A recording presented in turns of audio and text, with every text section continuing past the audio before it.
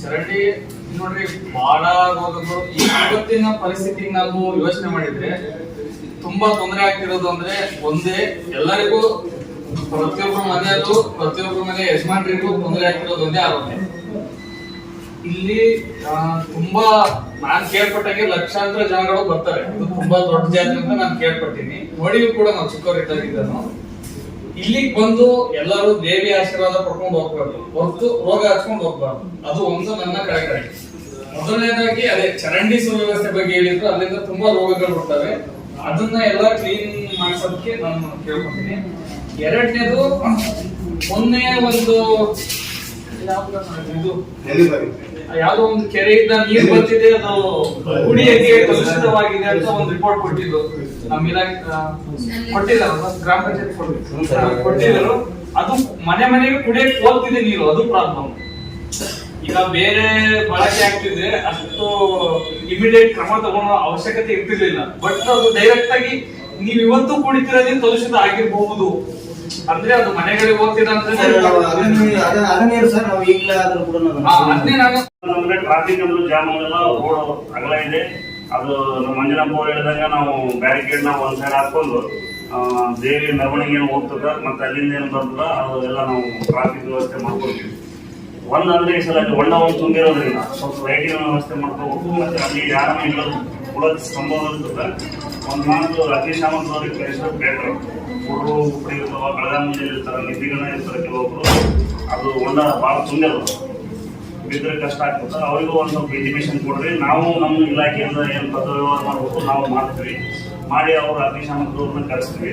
ನಿಮ್ದು ಇಲಾಖೆ ಗ್ರಾಮ ಪಂಚಾಯತಿ ವತಿಯಿಂದ ಒಂದು ಸ್ವಲ್ಪ ಹೇಳ್ರಿ, ಅಲ್ಲಿ ಒಂದು ಸ್ವಲ್ಪ ಬೆಳಕಿನ ವ್ಯವಸ್ಥೆ ಒಂದು ಸ್ವಲ್ಪ ಏನು ಅವಘಡ ಆಗಲ್ಲ ಅಂತ. ಎರಡನೇದು ಮೂರನೇದು ಏನಪ್ಪ ಅಂತಂದ್ರೆ ಅಂಗಡಿ ಬಗ್ಗೆ ಹೇಳಿದ್ರು ನಮ್ಮ ಮಂಜನಪ್ಪರು.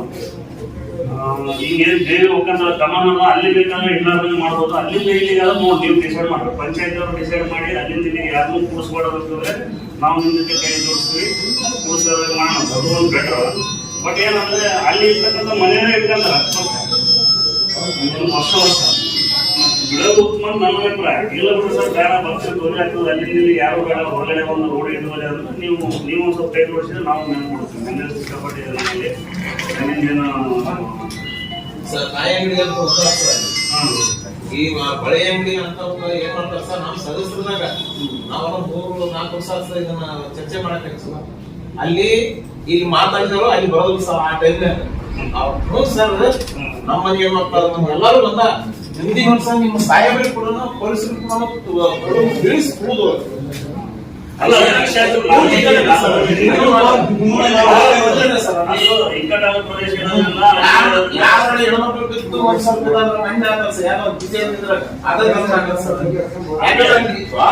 ಒಳಗಡೆ ಸರ್ ಹೋಗ್ತಾ ಈ ಹೋಟೆಲ್ ಸಗಲ ಐತಿ. ಸರ್ ಅಲ್ಲಿ ಮಾಡ ಭಾರಿ ತೊಂದ್ರೆ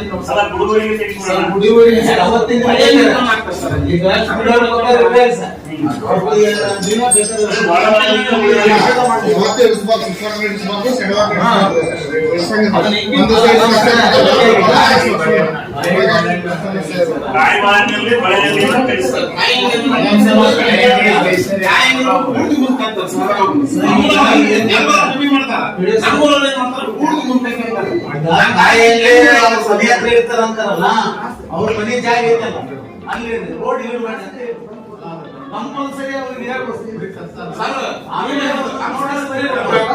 ಸರ್. ನೀವ್ ಐತ್ರಿ ಏನ್ ಸಲ ಹೇಳಿದ್ರು ನಮ್ಮವ್ರ ಆ ಸದಸ್ಯರು ಹೇಳ್ಯಾರ, ಇವ್ರು ಹೇಳ್ಯಾರ, ನಾವು ಯಾರು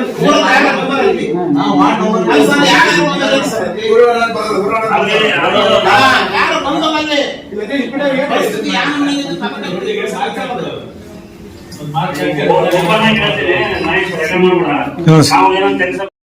ಕೊಡ್ತಾ ಇದ್ರಿ.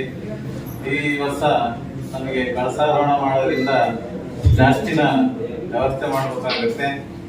ಕುಡಿಯೋ ನೀರಿನ ವ್ಯವಸ್ಥೆ ಮತ್ತು ಬೀದಿ ದೀಪ, ಆಮೇಲೆ ಚರಂಡಿ ವ್ಯವಸ್ಥೆ, ನೈರ್ಮಲೀಕರಣ, ಇದ್ರ ಬಗ್ಗೆ ನಾವು ಗ್ರಾಮ ಪಂಚಾಯತಿಯ ನಮ್ಮ ಆಡಳಿತ ಮಂಡಳಿಯಲ್ಲಿ ಈ ಸಭೆ ಮುಗಿದ ನಂತರ ಅದನ್ನು ಚರ್ಚಿಸಿ ಏನು ತೀರ್ಮಾನ ತೆಗೆದುಕೊಳ್ಳಬೇಕು.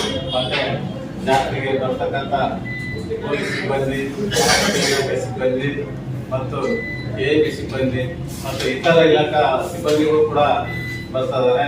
ಅವ್ರಿಗೆ ಊಟದ ವ್ಯವಸ್ಥೆನೂ ಮಾಡಬೇಕಾಗುತ್ತೆ. ಮತ್ತೆ ಚರಂಡಿ ವ್ಯವಸ್ಥೆ ಮತ್ತು ಬೀದಿ ದೀಪದ ವ್ಯವಸ್ಥೆ ಮತ್ತು ಟ್ಯಾಂಕರ್ ಮುಖಾಂತರ ನೀರು ಸರಬರಾಜು ಸಹ ಮಾಡೋ ವ್ಯವಸ್ಥೆನ ನಾವೆಲ್ಲರೂ ಕೈಗೊಳ್ಳಬೇಕಾಗುತ್ತೆ. ಅದನ್ನ ನಮ್ಮ ಆಡಳಿತ ಮಂಡಳಿಯವರಿಂದ ತೀರ್ಮಾನ ತೆಗೆದುಕೊಂಡು ಮುಂದಿನ ಕ್ರಮ ತೆಗೆದುಕೊಳ್ತೀವಿ. ಇವತ್ತೇ ಆ ತೀರ್ಮಾನನ ತೆಗೆದುಕೊಳ್ತೀವಿ ಅಂತ ಹೇಳ್ತಾ ನನಗೆ ಮಾತಾಡ್ಲಿಕ್ಕೆ ಅವಕಾಶ ಎಲ್ಲರಿಗೂ ಹೊಂದಿಸ್ತಾ ನನ್ನ ಮಾತನ್ನು ಮುಗಿಸ್ತಾ